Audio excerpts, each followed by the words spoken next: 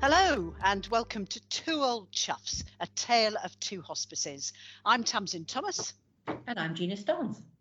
And we are meeting today with a colleague of ours, but on a system called Teams. Now, this is the brave new world where actually we're not in the same room. In fact, we're in 3 different places, but we can see each other on the screen and we can chat to each other. So bear with us. This is all a grand learning curve. Have you been clearing out, Gina? Do you know, I have absolutely. Lockdown has been a real reason for me to have a really good sort out. So from attic down to garage, I'm afraid, and it's all coming to you in dribs and drabs, Frazer. And I hate to tell you this, Frazer, but I've been having a clear out, but I think most of the people of Cornwall have in one way or another. And we'd better say who Frazer is. Now, Frazer has decided he'd like to be described as a fledgling chough. So welcome to our nest, as it were. Frazer Hopkins is our head of retail at Cornwall Hospice Care. And Frazer, you are, I think it'd be fair to say, the busiest person in Cornwall? I think we're certainly laying claim to that. Absolutely. We have been inundated with stock and donations, which is wonderful. That is not something we're complaining about at all. We put the ask out via all of the channels we've got on social media and websites, and it has been a phenomenal response, doing incredibly well. I've just come from our Truro donation centre, and it is staggering. Black bags, bin bags, boxes, everything you can think of, and wonderful contents. Some interesting bits and pieces, I have to say, but you know, what a collection of things, and a fantastic response from people across the county. And I was staggered because you said to me the other day that at our drive-through donation station at Holmbush, and I love that whole concept, that there was a day this week where 86 cars came through. Is that right? Yes, that's our record this week. We've had 65, I think, today, even in the rain. So it's just been a continuous an ongoing thing and across the sites. And you know, we've launched some mobile van donations as well, and they're cited in various locations, but Hale and Wadebridge as examples. And I think they're seeing similar volumes, 70, 80 drivers, 90 I think in one case at Hale, in the course of 5 hours. Is that the first time you've done that, Frazer, with the vans? Yes, yeah, it was a totally new thing. We knew we had the facilities at a few of our bigger sites, so Truro and St Austell and Bodmin, Normandy Way. They're all geared up for people driving up in their cars, but a lot of our sites, obviously on the high street, they're closed or they're not accessible for vehicles. And so yeah, we had to go with the vans, and it's been incredibly successful. You know, as ever, we're astounded how generous people are. And what sort of stuff are we getting? I hate that word. Sorry, I should think of a much nicer word. What sort of donations are we getting? Treasures, absolutely. Yeah, well, yes, one man's treasure. There really is a whole cross section. I just say I was in Truro this morning, so quite a lot of Monopoly sets, I noticed, and whether that's because people have been playing in lockdown and decided they've had enough of it, and family fights. Fallen out. If my home's anything to go by, that's it. Everybody's fallen out. Right, I'll give that to charity. So lots of Monopoly, I noticed, but my eye was taken by a very nice-looking gin chalice. You know, very good. I was with our finance director. He was very drawn to that as well. There's a huge amount. There are electrical goods, obviously a huge amount of clothing, fitness equipment. Doesn't mean a huge amount to me, if I'm truthful. Those of you who know me will attest to that. Yeah, fantastic array of things. Yeah, I'm tempted to put this exercise bike in the back of the car that I've got at home. Why do people ride bikes? The reason I ride one is because I fall off bikes that move. So yeah. My family have given me an exercise one. It's broken, so I can't tell you what I'm achieving on it. I'm just riding it and watching nonsense television like Come Dine With Me. But I'm tempted to give it away. Well, there's always a home, Tamsin. We'll always take it. With gift aid, please. Fantastic. Right. Tell me about gift aid. So the gift aid is phenomenally important. It's 25% extra courtesy of Her Majesty's Revenue and Customs. So no additional cost to the donor at all. But for every item we sell, we can claim back 25% of the cost that we've raised, the monies we've raised. So a £5 top gets us another £1.25 from HMRC, which is an incredible help. And that's at no cost to us either, I presume. No, but nothing at all. We administer it, but beyond that, there's no charge, and it's a payment we make, or a claim we make from the government each month, and they pay us. It's wonderful. Brilliant. And so, have you seen a real change in people wanting to offer gift aid through this time? Yes. Is that something we've always done, or? Well, we've always operated a gift aid system, but I think this has given us a real opportunity to concentrate on the people who are kind enough to donate. So, as with all things, there are always 101 distractions. I guess we all know that in the normal course of life, and donors are coming to stores, and the stores are busy with customers and other tasks. These donation centres have given us an opportunity to be focusing on and engaging with the donors.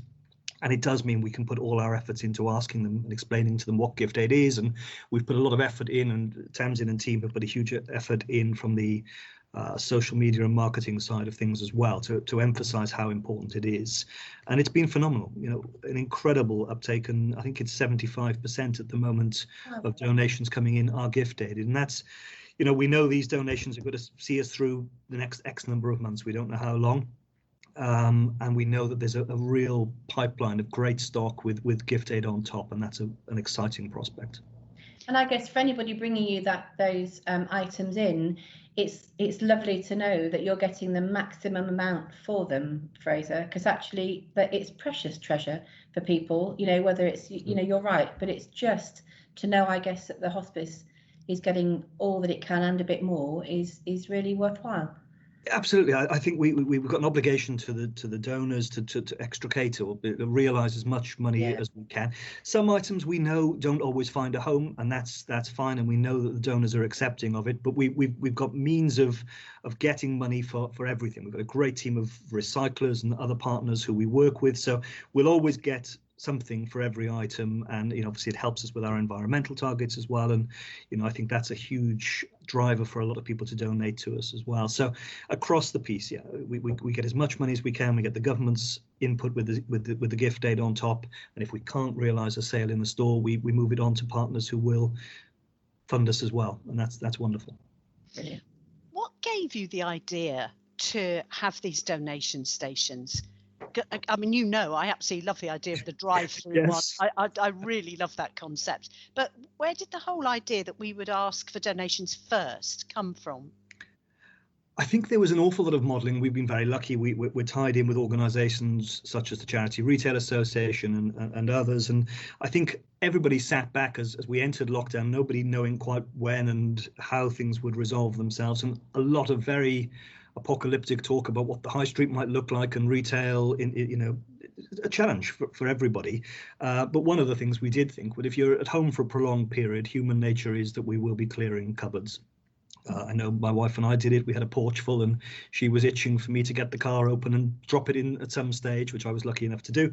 But I think there is that sort of psychology of thinking, right, what people will do that. How do we therefore help them to help us? So we'll provide a forum for them to donate, which will hopefully get the product out of their house. We've then got a pipeline, and also there is a good chance that people will have cleared out during this very long lockdown period. They may not have a clear out for quite some time afterwards, and I think we realised, well, if we don't say please give it to us now, there'd be a very real chance in maybe August and September we would have a bit of a shortage. Not something we've ever had before, but these are new times. We wanted to make sure we were ahead of the curve and have a sustainable business through the period post-lockdown. But how soon will it be before the bags start coming through the door of your office? I mean, we appear to have been overwhelmed is the wrong word, because I think we're delighted, but we have had an enormous reaction. Yeah, I think I'm glad I'm on the first floor, put it that way, because I think the ground floor is very steadily filling. We are looking at some additional warehousing space, so I don't want people to think we'll say no. We will carry on accepting, gratefully accepting, and I don't know how long it goes on for. I think there will inevitably be an end point at which this level of donations drops away. But people do seem to have engaged. I confess, Tamsin, you're probably the most excited I've seen anybody at a drive-through donation centre, which concerned me somewhat when we met, but that was fine. But no, it's been really well received, and I think it's quite a simple thing. It is about using our spaces differently, using our whole shop network differently. And I think that's been one of the challenging but exciting things that we've found, all of us, haven't we, across departments, is how do you use the things that we've got in a way that is suitable for a slightly new world. And I think the thing that I think has been great for us clinically to be able to help with is actually how we make that safe for your teams and for people coming in. And actually that's been great for us to work together, Frazer, to think about that and to think about how we can make this new drive-through opportunity the safest and the clearest. We've used all sorts of different technology. It's been really good. And it's been a huge godsend, to be honest. And we've concentrated, as you know, all the way through in how do you create a safe environment for the staff. Yeah. And once the staff feel safe and confident and happy, we know we can welcome back our volunteers who are itching to come back and be with us. And then also, obviously, making sure that donors and hopefully in short time, some customers as well, feel as safe and secure as possible. And it's been incredibly beneficial to have expertise at the end of a phone line or on an email, or dropping in to see you and the team at the hospices and finding out what we should do, and taking all the various bits and pieces. And sometimes it's a sense check. There's such an overwhelming amount of information, isn't there, from public health and gov.uk, and it's quite easy to look and be sort of tempted down the dark path of pseudoscience or whatever. And we just get a very direct, very straightforward, this is what you need to do, Frazer, do this, and this, and you're safe. And I think that's incredibly reassuring. And I know that the shop teams who we've shared that information with have really, really appreciated it. How important to both of you then is this collaboration? And I'm asking that because, one of the key themes of our charity is collaboration. And, honestly, 3 months ago, I wouldn't have been able to draw close lines between the clinical side of things and retail. And now I'm listening to you two talking about real positives. I think there are huge positives. And, I think we probably work surprisingly closely and have very similar, kind of attitudes and ways of managing things. So I'm very aware that lots of those people who are bringing in those treasures to Frazer's department have perhaps experienced the hospice inpatient units or have had family members or they know somebody who's experienced. So it's been really important for us to make sure that Frazer's staff are equipped to perhaps deal with people who might be upset or have a story to tell. And then actually we then share that sometimes with your department, Tamsin, because actually we all know that a story is worth, a 1,000 words really. So for me, I think it's building on the collaboration that we've had, but it's really been brought into sharp focus because actually we've all been kind of caught by COVID, and you want the organisation to be there for people in the future. That's our whole reason for all of us to be. Absolutely. I think it's just been a great opportunity, hasn't it? Just because, yes, you're right, Gina, there's a lot of overlap in ways that perhaps we all of us don't necessarily think unless we break it down. I just think all of us in the retail, we all of us want and know that the daily grind, I suppose, all the things you do just by routine every day are going to help a phenomenal cause. Everybody is very passionate about ensuring we have the maximum revenue generated in the retail department to fund the work that's done, because we all stand in awe of everything that's done daily at the hospices and by the community teams as well. And I think particularly through this, because it's come home to us and to everybody else, that what we're offering is, we've got key workers throughout this whole period at the front line the entire time, helping those people who need it most, and helping the wider health community across Cornwall as well. And I think we feel incredibly proud of being able to support that. There's a huge expertise on which we can draw, which is wonderful. And I think as we found in the last couple of weeks when we've had discussions, it's given us opportunities now to think, how does that overlap for the future? What more can we do about sort of bringing Cornwall Hospice Care to communities and to people, and using, as Gina says, the teams in the shops, the physical infrastructure that we have, how can we develop that and make that more beneficial and a wider experience of Cornwall Hospice Care across the county in the future.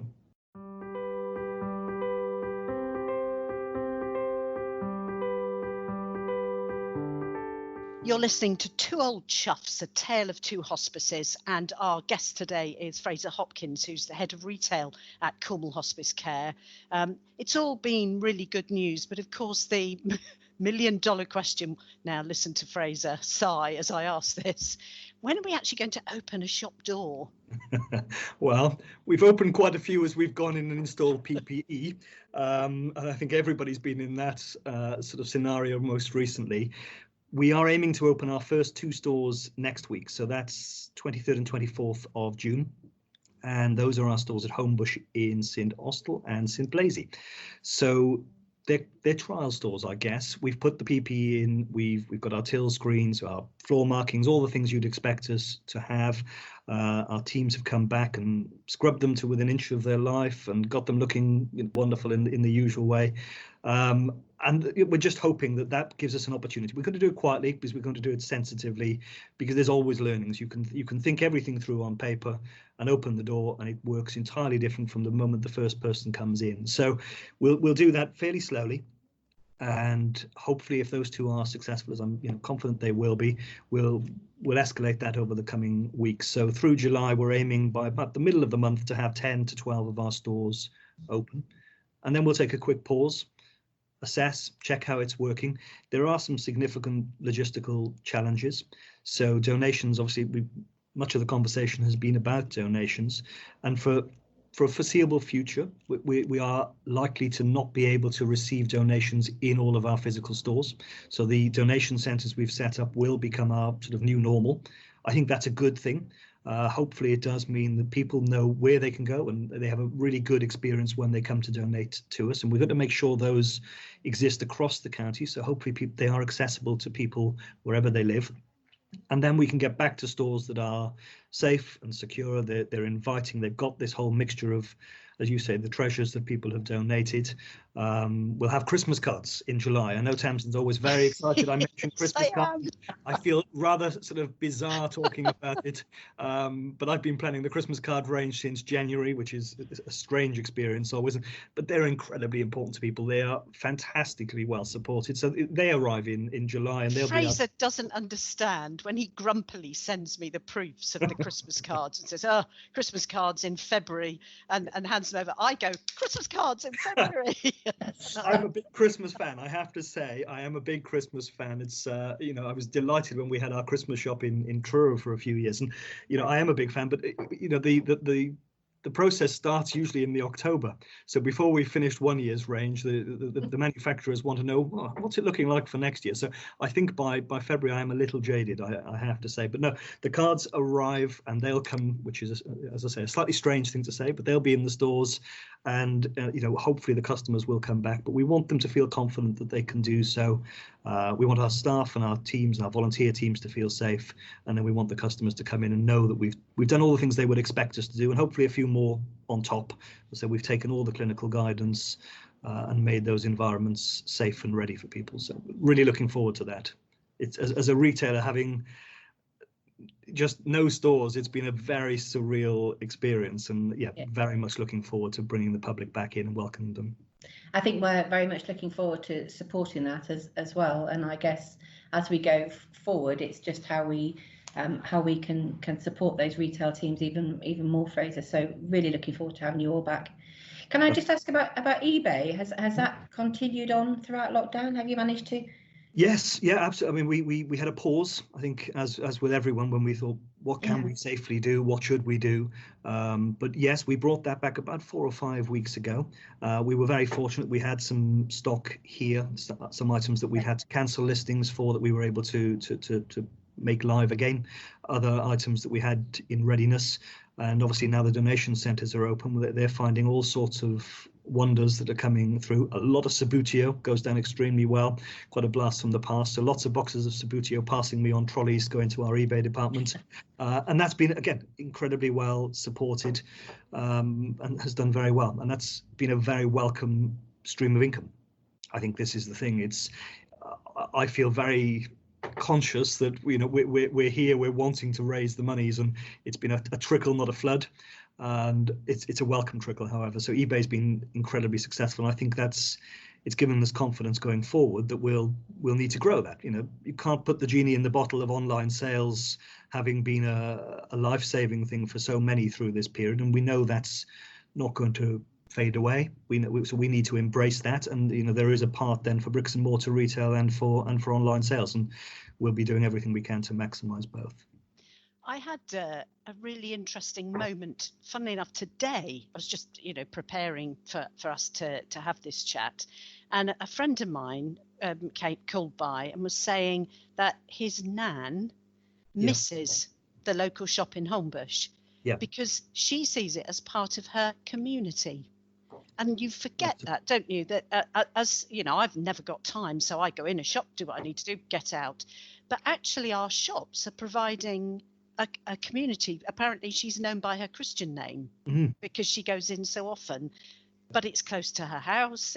She's friends with the people in the shop.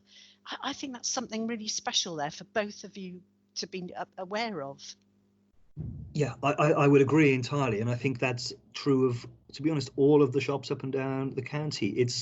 It's incredible. There is a sort of an incredible link between people, for all the reasons Gina laid out earlier, but also, they come in. It's an experience. They want to be welcomed. They want to have a chat. It's an environment they feel safe and they feel comfortable. There's interest, isn't it? The stock changes daily. I was in Holmbush yesterday as we're preparing that one for launch and talking to Joe, and so many people knocking on the door saying, "When are you opening, Joe?" And they know her by name as well. So it's very much that sort of two-way thing. And I think we forget that. I think we forget sometimes how embedded we are in our communities, and that's something we just need to really work with and embrace, I think, and I'm hopeful we can make that stronger as the months go on. Listen, my heart bleeds for you for one big reason, and for everybody in our retail section, because just towards the end of the last financial year, you were heading for your best year ever, weren't you? We were. Dare I mention this, or will I make you cross? No, I've learned to live with it. I think yes, Tamsin. Yes, if I'm honest, I confess I may have sat at home with a bottle of wine and sort of bemoaned the fortunes, but look, we've got away lightly, haven't we? We've been able to close the operation down safely. Our staff and our volunteers have been safe and well, and we're thankful for that. But yes, we were on course for a record year, and actually I'm very pleased to say we did actually have a record year regardless of that. Our accounting team, as ever, do wonders and put the figures together and work out where the income can go. And we had our very first year of generating in excess of £1 million net contribution to hospice. Isn't that amazing? So congratulations to everyone, actually. I was going to say, huge team effort, really genuinely was. And we're incredibly proud of each and every one of the people who helps to achieve that. So how do you then switch off, Frazer? I think I've asked Gina that before. When you go home, how do you get rid of all the nonsense of the day or all the worries of the day? How do you switch off? Or are you living retail and donation bags? I think probably the latter, if I'm honest, at the moment. I've got a 5-year-old at home and a 13-year-old, so they both in different ways keep you fairly grounded and bring you back to earth with a bump when they want something or they disagree with you. So there's always distraction.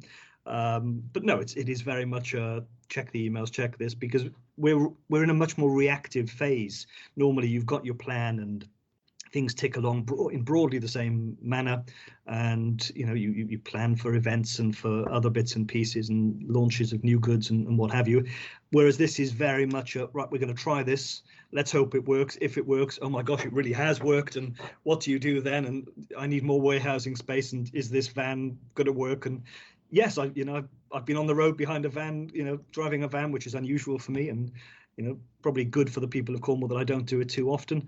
But yeah, it's been fascinating. It is a bit all-consuming, and I know that applies to the whole raft of the team who are still and have been working, because everybody's carried on through furlough. And I'm looking forward to July. I think by the time we can have a pause in July and sit back and hopefully see some monies coming in, which is what we're for, and then we can sit back and, I suspect, relax for a few days and then start again.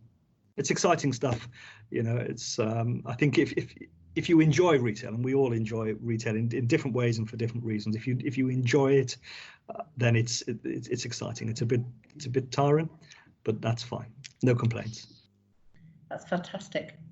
I think it's so exciting to hear kind of what your plans are, and that where also you miss people that aren't around. So I guess like you've continued working, but actually you've had so few people around you, and you miss that buzz, I guess, don't you, of that conversation and what everybody brings to the place of work. And I think and it's lovely, Tamsin, to hear those stories of people who are thinking about the shops as community links. And I think we might have some exciting news to share with you at a point in the not too distant future about that, which kind of brings Frazer's world and my world a little bit closer together, even into the high street. So yeah, lots to look forward to, I think. If ever there was an introduction to the fact there's going to be podcast number 2 about our retail, Frazer, that was your warning right there. That's fine. No longer a fledgling chough. No. A serious member of the family. I'm very delighted with that. No, I think genuinely it's been such a good experience, hasn't it? In that adversity that comes from the terrible nature of this whole sort of lockdown period. But I think it does strengthen the links between the organisation in a totally different way.